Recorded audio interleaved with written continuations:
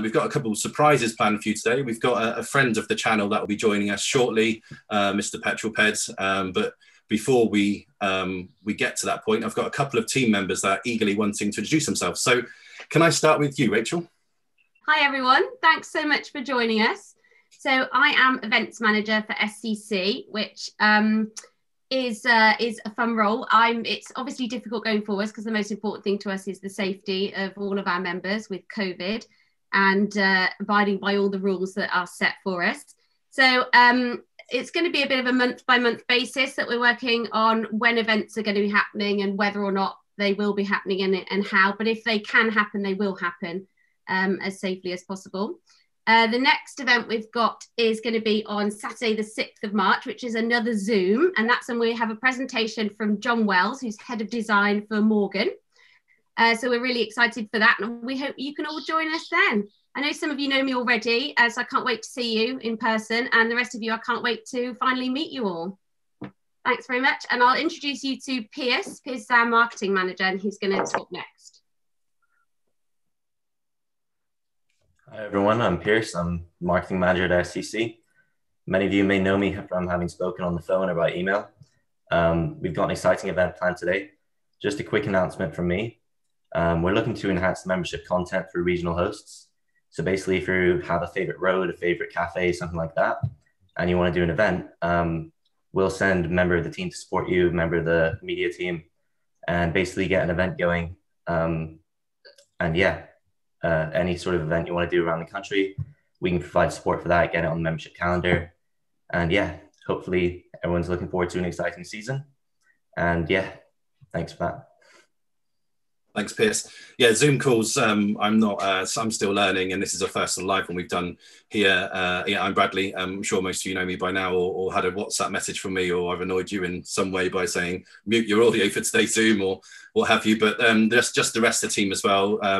Guys that also play a huge part with us. We have John, who's our relationship manager, Ben, Ed, Marcus, Izzy and Matthew. They're the guys behind the scenes that create the media content for us.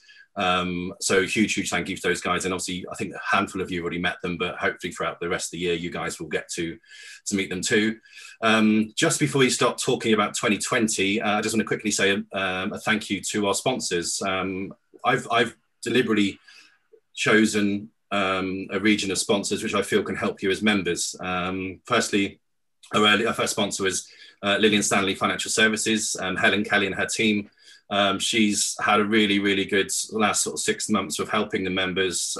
She's been saving a couple of you guys money on refinancing your existing agreements. She's also helped with purchases for buying cars from other dealers. And also she did our very first private sale for our sales group. So David's Lamborghini, the purple Lamborghini, I'm sure most of you have seen on our Facebook group. She helped with the sale of that, which was a tremendous achievement.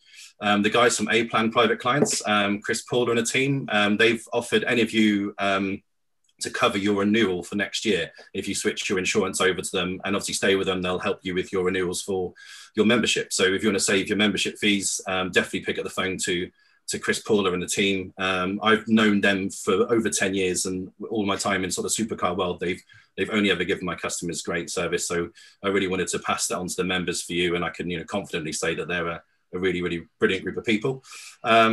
Nextly, Auto Forensics. Manny approached us offering 20% discount for members on PPS. Effectively, how I understand PPS is it's a liquid version of paint protection film. So you spray it onto the car rather than apply it on a film.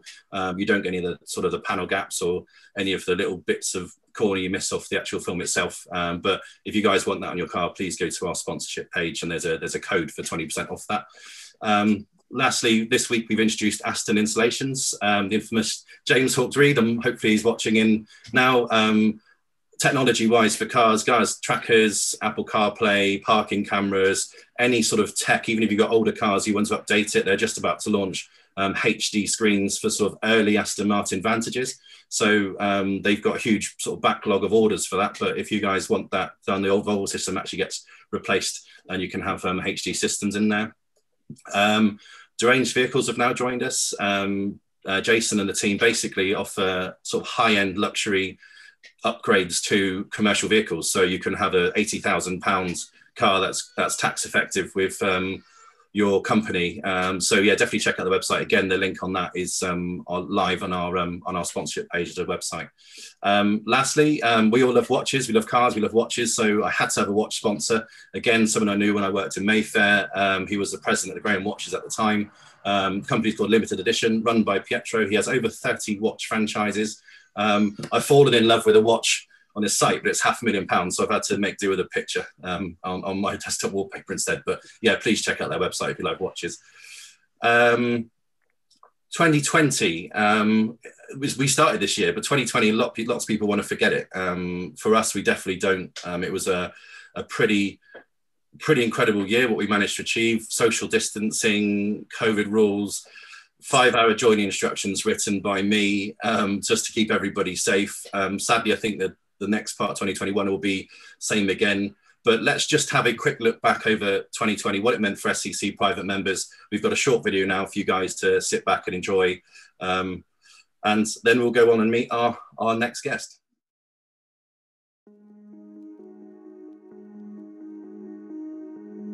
I want to talk to you about Felix. Now, Felix is a young man who has very complex health needs, and he wasn't expected to live beyond his 15th birthday, and today he turns 18, and Felix is a supercar nut. He loves anything fast. So we started to hatch a plan that's kind of exploded a little bit.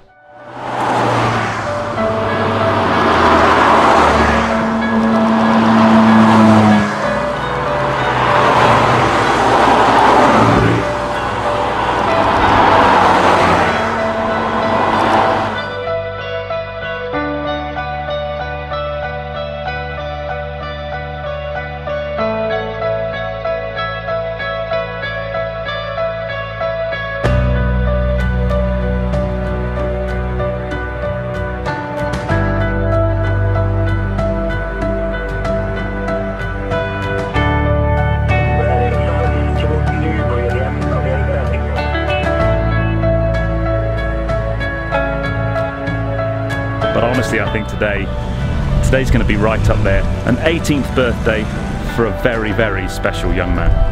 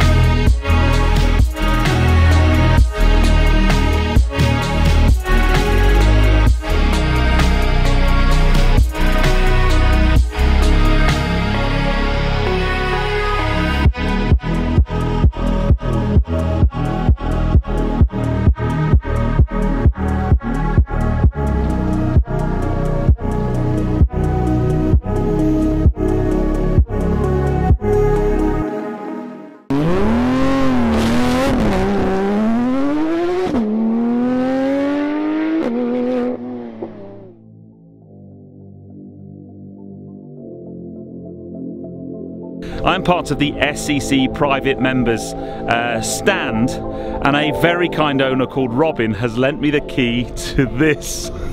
Yes, that is an Aston Martin Zagato shooting brake. For me, one of the most beautiful cars ever made, and I'm going to drive that to Salon Privé with a quite frankly ridiculous collection of supercars.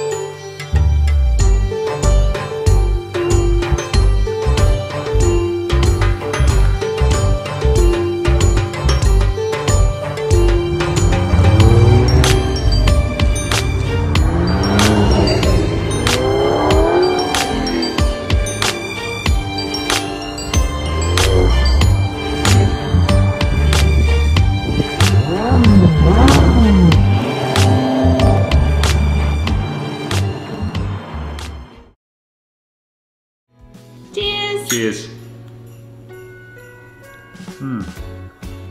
Hey Brad, this champagne's quite good. Really good. Cheers, Bradley.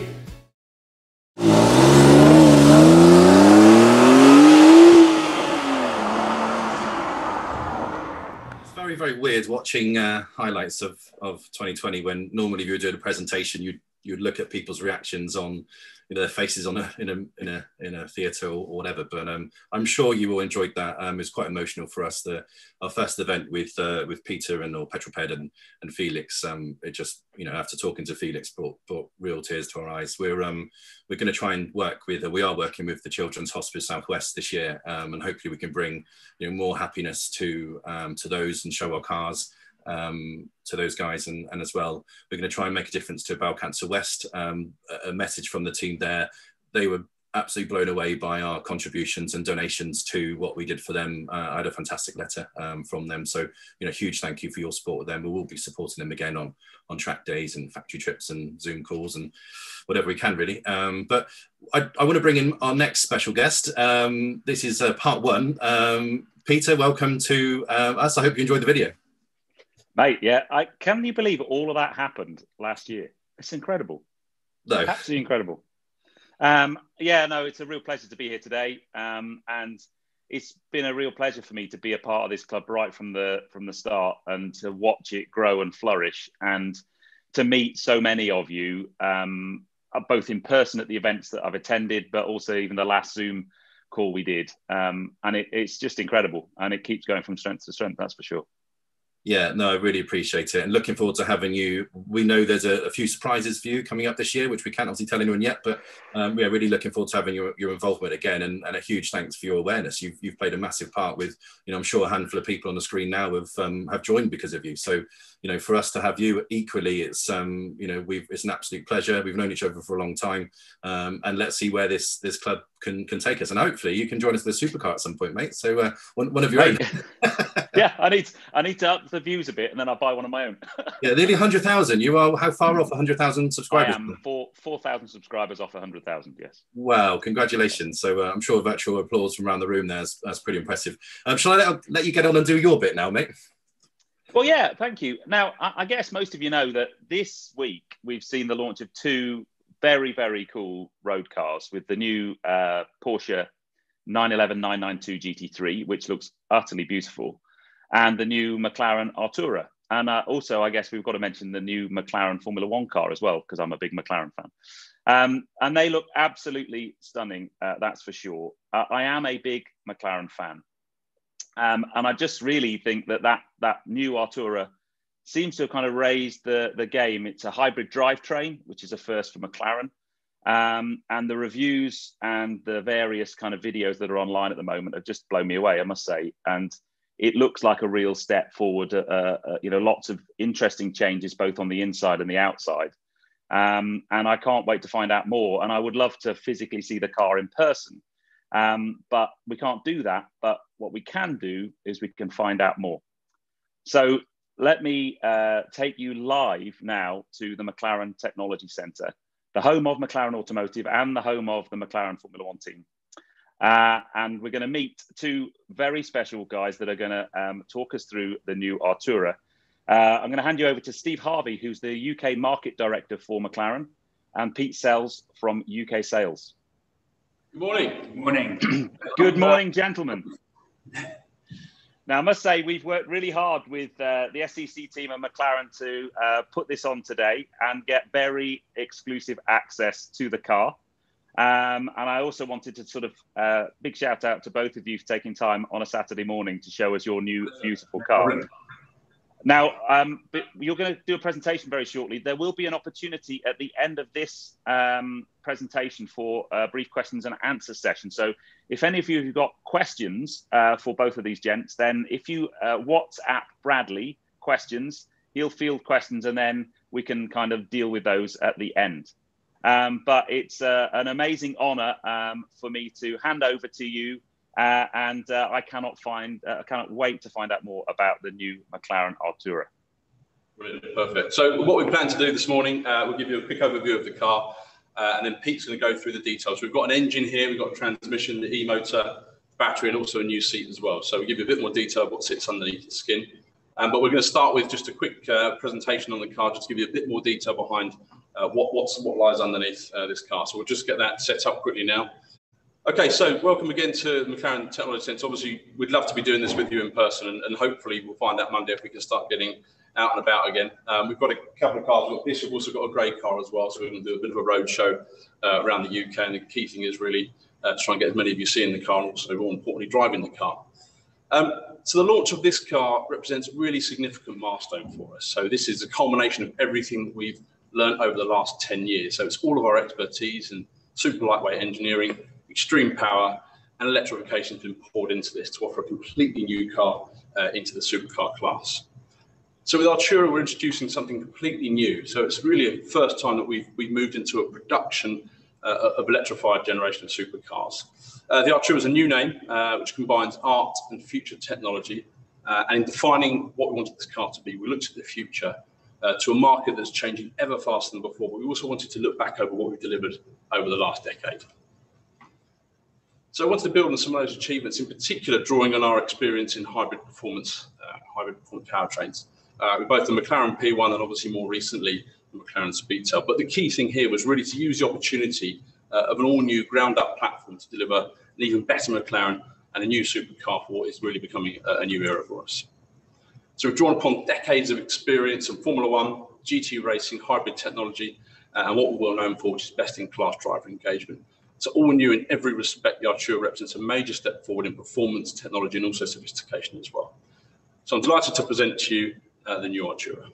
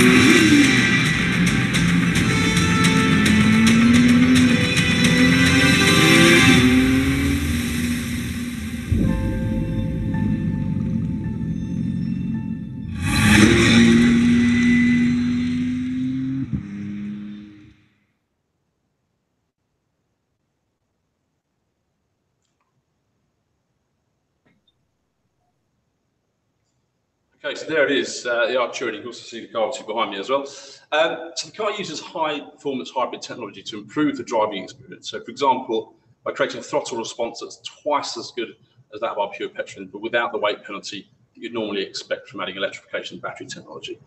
The important thing is we've done this while staying true to our McLaren DNA, which is down to technical design, outstanding performance, and unparalleled driving dynamics. So if we look at the design of the car, so the look and the feel was guided by 3 key phrases. The first is design purity, so not only purity of line, but also purity through the integration of components. So it's an approach that's allowed us to create a clean and seamless aesthetic whilst always focusing on reducing weight. So this has been key to enabling our Atura to rewrite the rule book with regards to how agile and engaging an electrified supercar can be. The second is down to technical sculpture. So the car's stunning to look at and everything you see is always there for a reason. And then lastly, functional jewelry. So we don't decorate the car, we take what you need and then we make it beautiful. So when we look at the car as to how we've actually applied these phrases. So if we come round to the front of the car, so the Atura's got the usual low hammerhead S-lines that flow into the eye sockets and it creates this really mean and menacing expression at the front of the car.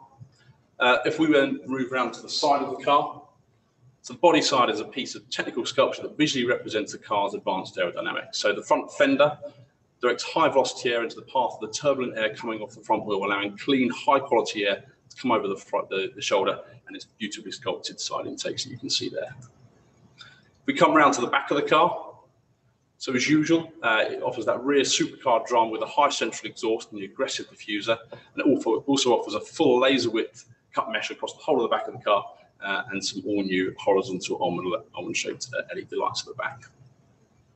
So if we move to the interior, so the interior design philosophy was once again all about purity. So the Atura has got a driver-focused interior with minimal distractions. In terms of the fabrics that were used inside the car, so the interior has been created with a high level of modern craftsmanship, so only using quality, lightweight and luxury materials. It brings advanced technologies in the most relevant way, but in a very engaging way to give a completely new, striking new aesthetic.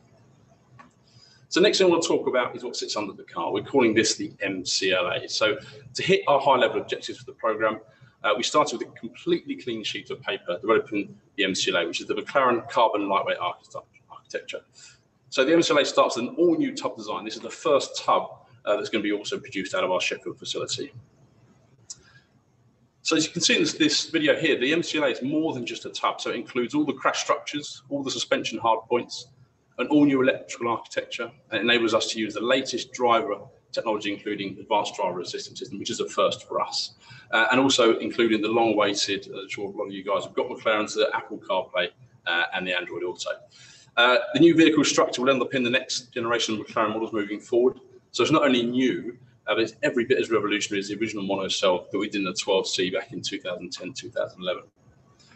Most importantly, this architecture is optimized for high-performance hybrid powertrains, so it exploits a unique advantage where electrification is concerned, as that's all about lightweighting. So compared to our first-generation platform, the 12C, the MCLA architecture is now stronger, safer, and also much, much lighter as well. So with a touch about, so when we come on to electrified performance, MCLA has been designed hand in hand with an all-new high-performance hybrid powertrain, which we've got one here. So we've got an engine, we've got the e-motor and the transmission that Pete will talk through very shortly. So at its heart, we've got the cutting-edge 3-litre V6 direct injection model. So the hybrid system was designed to provide the experience of P1 driving is in fact completely new. So it's an entirely bespoke axial flux e-motor and a lithium-ion energy-dense battery. So it's designed to deliver a thrilling driving experience. So the hybrid system provides torque input at low revs, and it adds linear power as you go higher up the revs. So the system's also been fully designed with longevity and cost of ownership front of mind. And we'll talk through that when we go to the batteries shortly.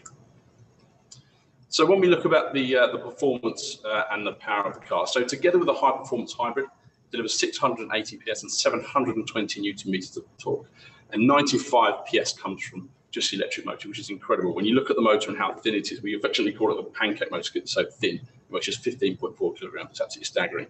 But the benefits of electric drive torque control basically means that we've been able to demonstrate the throttle response of the P1, but this has now been advanced even further with the Atura. So the throttle response is now twice as fast as our previous petrol models. And when we speak to the engineers, that's what they're most excited about. It's that tip-in. So as you go onto the throttle, and they find it absolutely hilarious. It's really, really good. If we look at the Atura's hybrid range, so it provides 30 kilometres or 19 miles of just emission-free EV range, and it contributes to an emissions performance of just 129 grams per kilometre. The other fact I find absolutely staggering is on the combined cycle it will return nearly 50 miles to the gallon, which when you look at the performance is absolutely phenomenal. The hybrid performance drive was also incorporated into an 8-speed all-new transmission, and we'll go through that in a bit more detail afterwards. So in terms of characteristics and performance, so the switch to a V6 with power approaching 200 PS per litre brings with it a different character that was previously experienced with RV8 engines, but with absolutely no performance drawbacks. So the Atura accelerates from 0 to 60 in just 3 seconds, 0 to 124 in 8.3, which is just 0.1 second off 600 LT, and it doesn't stop until it reaches the electronic limited 205 on that. We'll go a lot quicker than that according to the engineers, but it's limited by the tyres in the car. So if we move on just to the handling of the car, sorry, sound of the car. So in terms of the design, if you are able to design an engine from the ground up, it's basically allowed us to focus on the acoustics of the engine. So it enhances what you want to hear as a driver and reducing those elements you'd rather not. So it's a theatrical V6, high revving, 8,500 RPM. And at that point, it provides an aggressive, emotive, perfectly balanced soundtrack for every journey. So I'll give you all a few seconds just to turn your speakers up on your volumes, and I'll let you hear the engine firsthand.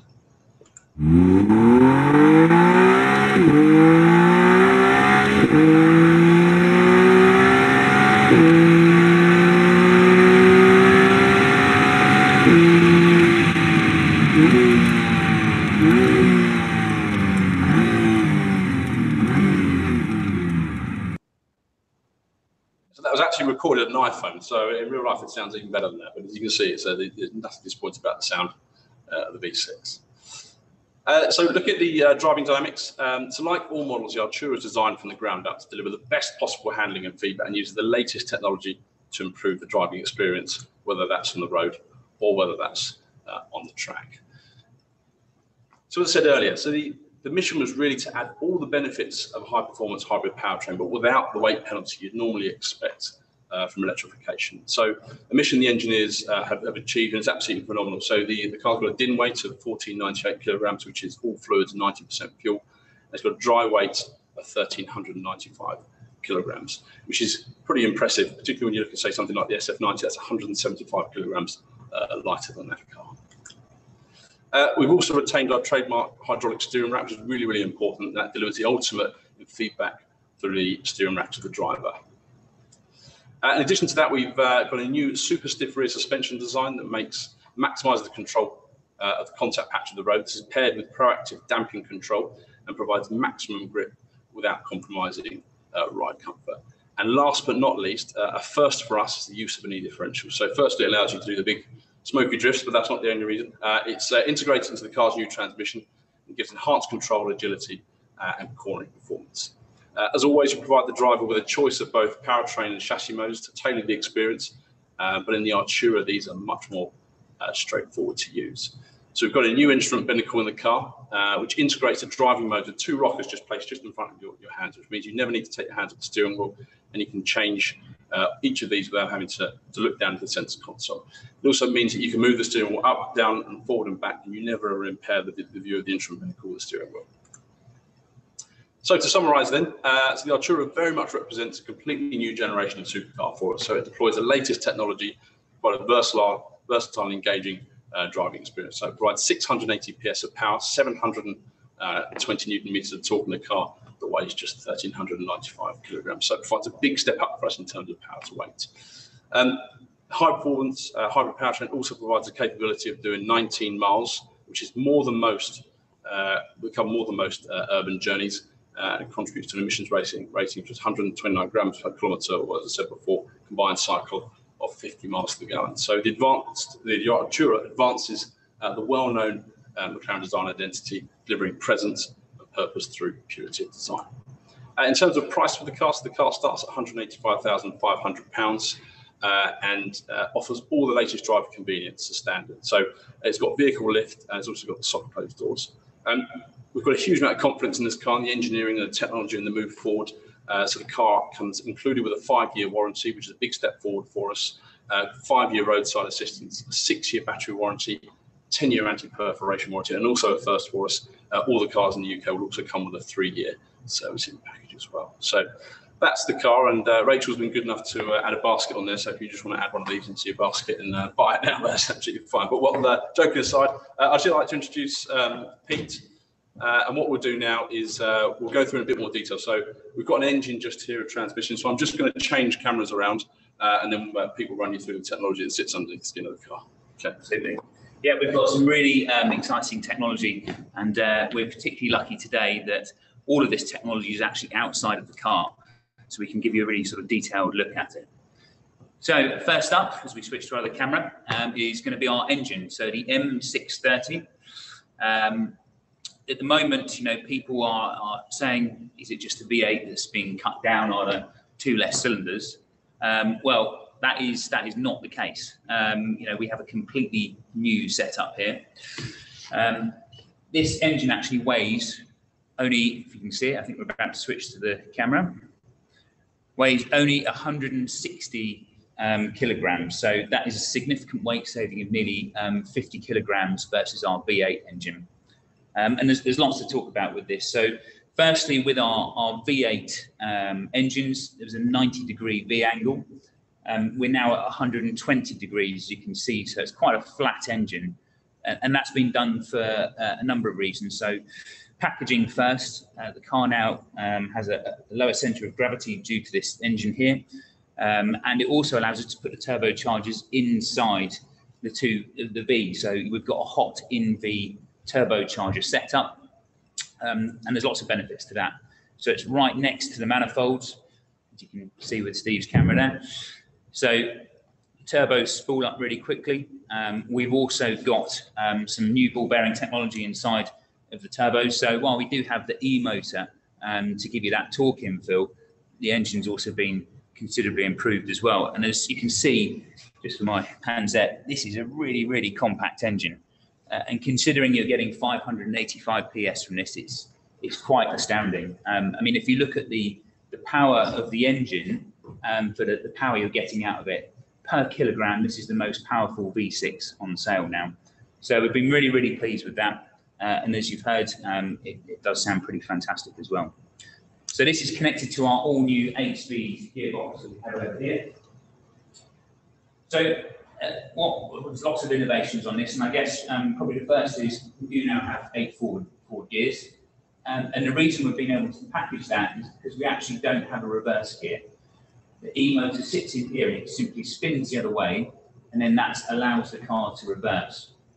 So we've had the question already, you know, what happens if you don't have any energy in your battery pack that you get to? It's already, when it gets to 0, it's still got 12.5%, so enough to continue reversing for quite some time. So the gearbox itself is now 4 centimetres shorter, thanks to getting rid of that reverse gear. But there's a number of other sort of really, really technical highlights to this.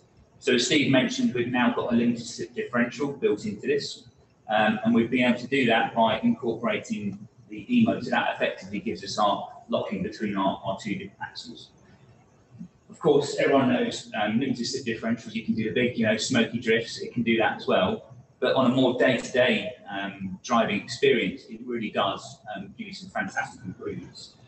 So, for example, on the motorway, if you're cruising, the car will sense this, and it will help with high-speed stability as well. So, a really, really clever system. And the E-motor sits in this section here, which is what we call the hybrid drive assembly. So, you've got your standard 2 clutches, which you get on a normal double clutch gearbox, and the 3rd clutch basically disconnects the engine from the E-motor. And believe it or not, this is actually the E-motor, 15.4 kilograms. Affectionately known as the pancake motor inside McLaren. So this is an axial motor, gives you, if you tip in, 225 Newton meters of torque. So if you're cruising along in 8th speed on the motorway, for example, the car will very rarely change down because you've got so much torque instantly with this. So this, being an axial motor, is very compact, and it sits on the input shaft that we've got here, so in this section here. So that is also acts as our generator for the engine as well. So when we haven't chosen to have regenerative braking off the braking system, for example, because we wanted that natural feel that you get with a supercar. We didn't want to make it feel unusual. So basically, this picks up drag when you're going accelerating hard, and depending on what state you're in, it'll try and harvest a different amount of energy, which we'll come on to now. Because we've got the battery pack here. So this is a 7.4 kilowatt hour battery pack. And as Steve said, we've got a completely new chassis, which is built around this essentially. So as you might be able to see, this is all carbon fibre around here, and this bolts underneath the car into a safety cell that's just behind the occupants. So this battery, as we said, will give you sort of 19 miles of pure EV range. But there's a lot of other benefits to it as well. So depending on what mode you're in, whether you're in comfort, sport or track, this will try and aim for a different state of charge. So if you're in comfort, for example, it will try and use pretty much as possible the residual power to make it as efficient as possible. But if you go into sport or track, it'll aim for a 95% charge level, and therefore will always have the power ready to go. In fact, we've actually, one of the drawbacks we thought of a few years ago was the ability to go and do a track day, and would you have enough power to continue? Well, we've tested this for 10 laps at Nardo, which is obviously a pretty huge circuit, and you don't lose any performance from it at all. So quite astounding. The only time you really need to plug the car in and charge it is if, for example, you were driving to work, you use most of the electric-only range, you plug the car in, and then you drive it back. Even one of the engineers gave an example. If you use electric power to get to a circuit, and you'd used all of it, leave the car running between 15 to 20 minutes, your battery will be recharged, and away you go. So normal driving, you won't really need to plug this car in at all, which is a really, really good advancement. The other interesting fact for this is we've got 5 separate modules within here. So a few years ago, battery packs tended to be thrown away if there was an issue with them. We're not expecting issues, and obviously we've got a long warranty on this, but we can now replace the 5 different modules rather than having to change the whole battery pack. So the cost of ownership is very, very key. And the final bit that we would like to have a look at now is our new Plus 4 seat. So this is the standard seat that goes into Atura, and this seat is designed to effectively give you the benefits of full racing seat, so that lateral support when you're on a track day, but with the benefits of being able to actually change the backrest as well. So for those longer journeys when you want a slightly more relaxed seating position, this actually works in sort of an elliptical style way, a bit like a J. And we're really, really pleased with this. In fact, we've got a paint which is going to be making sure that no one else thinks this technology is that good. So yeah, it really does give you the best of both worlds of seat. And the other benefit for us, it actually saves a considerable amount of weight versus the standard seats that we've had previously. So again, every component we've looked at, we've had a lot of technology added, but we've had to look at how we've saved weight in every area of the car. So that's the end of the sort of components that we've got here. What we'll do is we'll now transfer back to the main screen, and we're happy to answer any questions that you may have, and also show you around this wonderful car as well with the detail shots of the interior and wherever else we need to go. Guys, thank you very, very much for that. Absolutely fascinating. For me, I am amazed by the size of that electric motor. That is unreal. It's crazy, isn't it? Yeah. You see it, you can barely believe it. If you think it wasn't that long ago, a 1 litre or 1.2 or something like that would produce that kind of performance, and it's a 4-cylinder engine, so it's now to have that in a motor like that is incredible. Yeah, and certainly, the work I do on Vintage Voltage, we obviously put lots of different motors in, and they're big, heavy things normally. So that is amazing. I've got. Sorry, it's probably half the weight of the motor that was in the P1. So that's only a few years ago. The rate of progress is just phenomenal. Yeah, absolutely amazing. Now, we do have some questions flying in, but I can't not take the opportunity to ask a couple myself before I hand over to everybody. I've got a couple. I guess the first question for me is clearly a big change from going from a turbocharged V8 to the hybrid V6. What, on top of some of the things you've mentioned in your presentation, what were the really big challenges for the team in order to do that? Where did you kind of start? That's that's interesting. So there's two sides to that. So there's the technical challenges, which is, you know, this is our first sort of series production hybrid that we're doing, and you know how we get the gearbox and the engine and the hybrid system to sort of work together efficiently. But the second, possibly more difficult question was, how do we want it to feel? So, you know, for example, when we look at some of our previous models with a petrol engine, we've had almost a different, well, we have had a different torque and power map in every different gear you go into, depending on the mode. But now we're adding in something that gives you 225 Newton meters of torque from nothing. How do you sort of do that? So that's probably been the most difficult thing. How do you make this top technology sort of give you the additional excitement that we've been hoping for? And we think we've done that now. But you know, at the same time, for example, if you manage to have all 225 Newton meters to start with, and there was a bit of a dip in the rev range, or we wanted to make sure there was still a good reason to go up to the 8,500 RPM limit, as well as, you know, having that sort of instant tip in. So it was more about how do we integrate it to make it more exciting, as well as the technical challenges of the packaging and getting all of that into a car which has got a shorter wheelbase than we've had previously. So I think that was probably the most difficult part. Really interesting. Next question for me, and then we'll head over to some of the guys. Is clearly Sports Series has been around quite a long time now, and you've evolved that architecture for the car a number of times. With this car, to have a clean sheet of paper or a clean CAD screen, that must have been, for your designers, really exciting. But I'd love to know, what were the bits that were in the old Sports Series that they'd always wanted to kind of improve or get rid of, but couldn't because they were hampered by the architecture? That's a really good question. And, you know, I think in a way we've got some very talented people at McLaren who are never happy. So every time, you know, a product comes out, if you go and talk to some of the engineers, they normally focus on the bits that they wanted to do and they couldn't quite do. So, you know, in every separate department, I think everyone's probably got a wish list of what they want for the next car.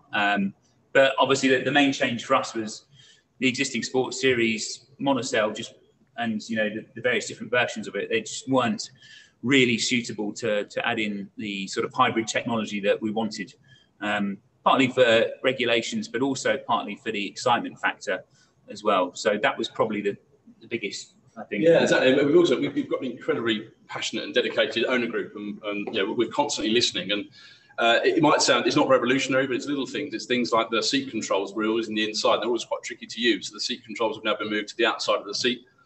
Things like the vehicle lift has always been quite tricky with the stalk. So we've now moved that to a button. Things like home link for garage door openers and things like that, that's now on the rearview mirror. Yeah, none of this stuff is revolutionary. And the CarPlay, for example, that's another huge one. But these are little bits and pieces that just make the car much easier to live with, I think. And so that's the constant listening to all the feedback that we get and then rolling that into new designs. You actually just answered one of the questions I wasn't going to ask, but I'm really pleased you did, because it's clear from when you look on the inside, the positioning of some of the buttons and the controls, that you must have had that dialogue with owners. So thank you. Now I'm going to hand over to a couple of the guys. So we have a question from Tom from Ireland. Tom, if you want to ask your question, make sure you come off mute.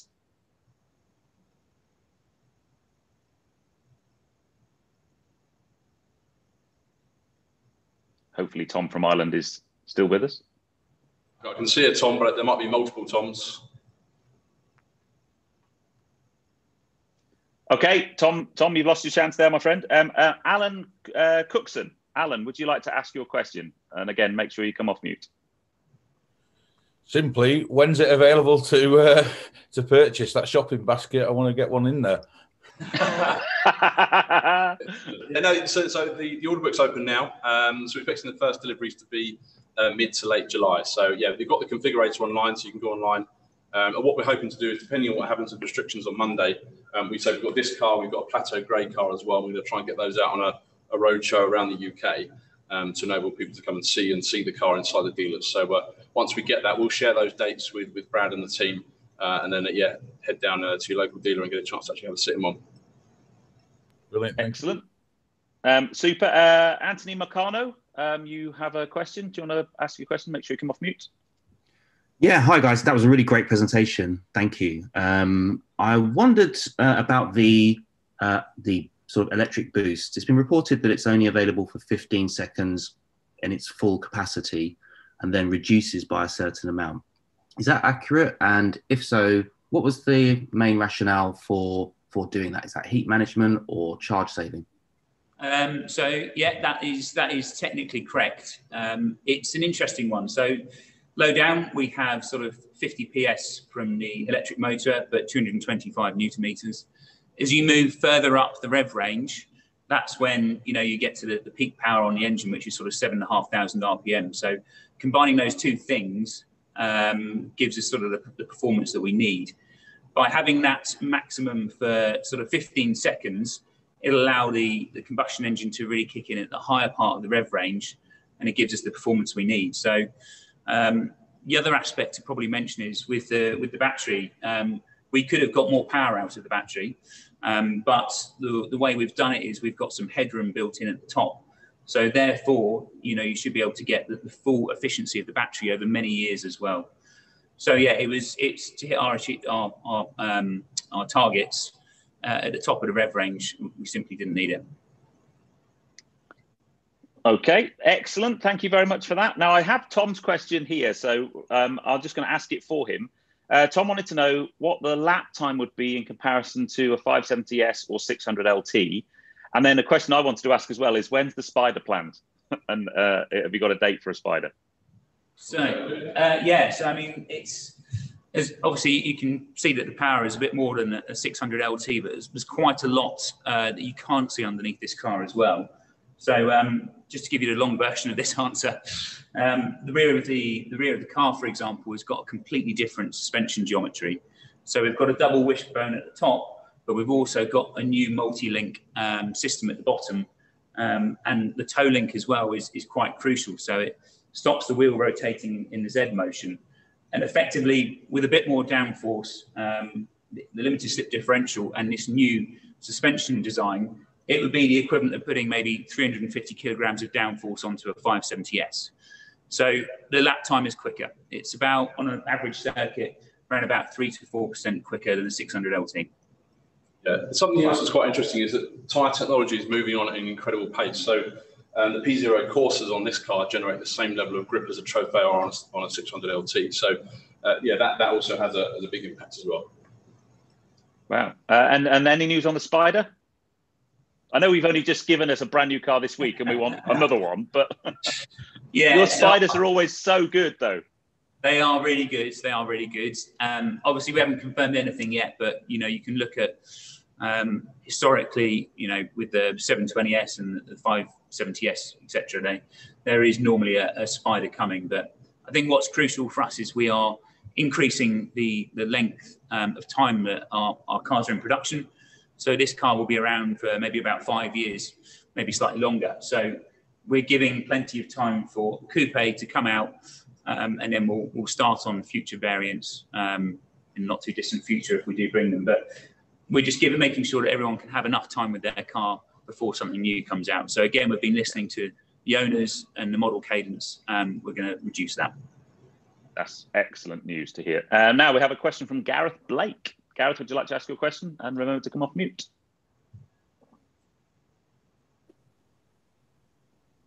Good morning, gents. Hi, Gareth. Hi. I also asked the question about the Spider as well, because I've got a Spider at the moment, so I was very keen to understand when the Spider was coming out. But I'm very glad to hear that the length of range, they're going to be keeping the range for a bit longer, because there's a big challenge for all of the manufacturers at the moment. My main question was around where this fitted into the range of cars going forward. There's been some discussion about, is there any overlap with the 720? Is there going to be a replacement for that? Does that have the same engine? Some of those sort of variations on where it fits in the range. I'm very interested to understand. Okay, so it's a good question. So we've got the GT, which is obviously the car which is giving us the most sort of luxurious experience and the most space by quite some way. And then we're going to stick with our V6 and V8 supercars. I mean, we would love to, looking further ahead, we would love to retain a V8 as well. just to have that sort of product differentiation. So, I mean, if you look at 720 sort of versus this, it is quite a lot more powerful. It is lighter, and the active aerodynamics play quite a big part in making that sort of a significantly quicker car around a track still. So we're going to have two supercars essentially. I mean, someone made a good point. Sports Series is discontinued now, but you know, a Sports Series with 600 horsepower is hardly a sports car anyway. So, you know, I think it's fair that, you know, we're now moving more towards supercars, but with the GT as an entry level, and then occasionally we'll have an ultimate car come along, which will hopefully push the game on quite a bit further. Brilliant. Thank you for that, Gareth. Next question from Rui Mera. Thanks, Peter. Hi, guys. Morning, everybody. Well, this has definitely been amazing and justified waking up so early on a Saturday for me anyway. I'd just like to say thanks for the presentation. I'm going to be a typical girl, and I'd just like to ask about what colours are available. Are the full range of McLaren colours going to be available with this particular model? Yes, there will. So if you go onto the configurator, you can go on there, and then we have technically 40,000 different shades of colour you can get through our MSO team. So any colour you can think of, we can paint this car. Good. Thank you. Excellent. Good. That was a good one. Next, we have a question from Christopher Lee. Christopher, would you like to ask your question? Hi, good morning. You kind of answered this already, I think, but I was just wondering if you still considered this something like a Sports Series car, i.e. is it aimed at that 911 turbo kind of crowd, or are you trying to carve out a new level a bit above that? Yeah, so I think Sports Series is finished for us, really. I mean, this is such a huge, as you've seen, all the new ground-up design, essentially. So we're sort of moving away from that sort of price point, reducing the overall numbers as a result as well. I mean, there's probably some Turbo S customers who would be interested in this, I think, because, you know, we've focused on it being, as Steve said, a lot easier on the day-to-day, all the little bits that we wanted to improve over the years. But also it's got the efficiency to, you know, if we do end up with these ultra low emission zones, which are EV only, then we've got the possibility to do that as well. So it's definitely more of a rounded day-to-day product. So I think we will get some of those customers. There's been a few comparisons to the new Maserati that's come out already. But yeah, we've definitely pushed the game on quite considerably, I think, with this in terms of the product positioning. Cool. Thank you. Brilliant. Thank you for that. Next question from Rachel Stanton, who's one of the SCC team. Hi, thanks for the presentation. That was really good. I was just curious. I used to work in sales, so it's probably why I'm asking this question. But just curious as to, I know the price point is it 185? Is that right? That's right. Yeah, £185,500. Yeah. What do options look like on the car? Is it a massive list, or is it got everything it needs? Or it's got a really good base content. The car, so it comes now with standard with vehicle lift. The things you can change, same with all of our cars. So you've obviously got the colour and trim options. You can change the wheel. There's 5 different wheel finishes, caliper colours, and in the front and the rear of the car, we can show you that in a bit more detail. But you can obviously have those in gloss black or carbon fibre. And then on the interior of the car, we've got some preset configurations, but you can have different forms of seats. You can have this new seat we've got here, or the conventional comfort and heated seat. And then obviously through our MSO team, you can do anything you like in terms of paint and stitch colour and leather colour. In terms of the technology on the car, you can get the 360-degree cameras on the car as well, and bits and pieces like that. So it's not an extensive list at all, and the car as standard comes really well spec'd. Yeah, the E-Diff's a fantastic addition. Have you had that in cars before? Sorry, another question. The E-Diff, no, we haven't. So really, with the new gearbox, that was our opportunity to try and integrate that. Such a huge bit to try and incorporate. This has been our chance, essentially. So the car still retains a little bit of brake steer that we had before, but it just gives us slightly more precise control. And of course, the e-motor is what allows us to do that. So yeah, we've been really pleased that we've had that clean sheet of paper just to add in the features that we think we want. Thank you so much. Cheers, Rachel. Now I've got one very quick question from an anonymous person. Maybe they're scared. It looks very much like a Ferrari. Is this deliberate? What we'll do in a minute, once we finish the questions, we'll go over a bit more detail. But I think there's absolutely a huge amount of McLaren DNA in this. You know, the way that the front looks, we've got that classic hammerhead design around the front of the car. So in terms of how we perceive the car, it's very much a lineage of what we've done historically. It's got a lot of the McLaren DNA, and yeah, there's no copying there. You'll see the rear of the car. There's a lot of Elva in the rear of the car here, so the mesh and the almond rear lights. So yeah, I mean, maybe there's flattery, I suppose. I don't know, but it's yeah, that's not a bad thing, is it? But it's yeah, but definitely not. That wasn't the idea behind it. No.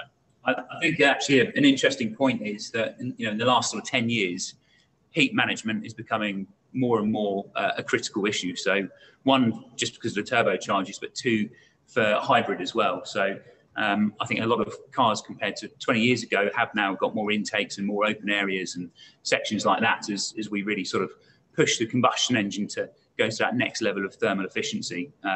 So yeah, that's I think every supercar has now got more vents and exits, etc. Excellent. Now, a couple of, I don't know whether everyone's had the opportunity to see some of the videos that have already been on YouTube, but a few people asked, can we have a look at the inside of the car? Is that possible with your little walkie around camera? And while you're setting that up, a quick question from me is, will the exhaust whip crack? Very important. Yes, so we've still got cylinder cut and ignition cut depending on the modes that you're into. So yeah, it still makes that fantastic noise when you go up and down gears. So we'll just see if Liz can pin the video for us, and then we can show this on full screen, and I'll give you a bit of an intro into the interior. You can just about see that here. Because I guess one of the most, not controversial bits, but the way you've moved the powertrain controls up onto the little paddles that you can just reach with your fingers. I think that's really clever. Yeah, you can see that there. Actually, you can probably see it better from the other side. So let me just walk around to the other side. See that. So that was actually inspired by fighter jets. So yeah, that's basically come from that. There we go. So you can see that there. So that whole piece will move up and down. You can just demonstrating there. It takes it away. It simplifies the centre console section here. It's a bigger screen, so it's probably set up for Apple CarPlay. As I said before, it's not revolutionary, but the seat controls, I think a lot of owners will be very pleased to see that on the outside of the seat, makes it far more straightforward. Also inside the car, there's no longer, or we still have a focused vent. We have a vent now that runs all the way on the side of the dashboard there, you can see. This car's got the carbon fibre interior pattern as well, so you can see just inside here, carbon fibre, the extended shift paddles, and the carbon fibre around the binnacle. And I think the binnacle moving as well with the steering wheel is quite significant. Yes, absolutely, yes. You never get that impairment of the view of the buster. And can I ask on the left-hand side of the main screen, there's what looks like a crown wheel on a really nice watch. Is that part of the? Yeah, so that basically replaces what was originally the home button on the old Iris system. So it's basically on the side now. Just behind, if we just talk about storage for a second, just behind the seats here, you can see there's a shelf there that's got a lip on the edge, so an overnight or a duffel bag or a suit bag or something. And then if we come around the front, so there's 160 litres of space here, and it's been squared off now, so you can get a couple of overnight or flight cases in there, so that's a good size. I'll show you the charger very quickly. So that's the charger. Standard Type 2 charger. And then in terms of the charging points on the car, the fuel flap is on the other side. So we have that's the electric on one side, and then we have the fuel on the other side there. I'll just show you quickly the lift button. So that's changed now. So you can see that's on the far right hand side. It's far more simple to use, which is a welcome addition there. I'll just show you around the back of the car because obviously you can see there. So that's the hexagon grille, which Pete was talking about, which is all about the release of the heat from the back of the car. You've got that aggressive green diffuser that's under there in carbon fibre. So yeah, fantastic looking rear to the car.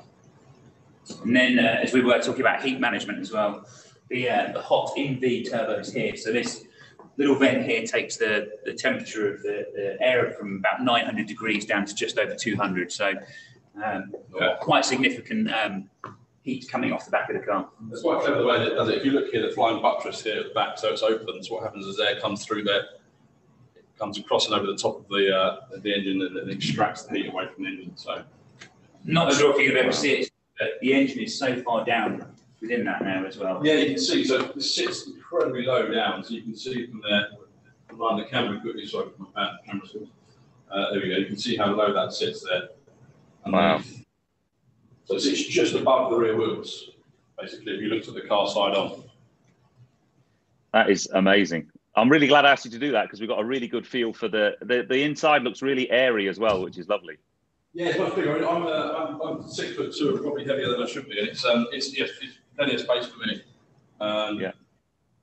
There's a carbon fibre front splitter there, just a bit more detail. That's great. Well, thank you for that, gents. Gents, we have one more question for you, and then we'll let you be on your way.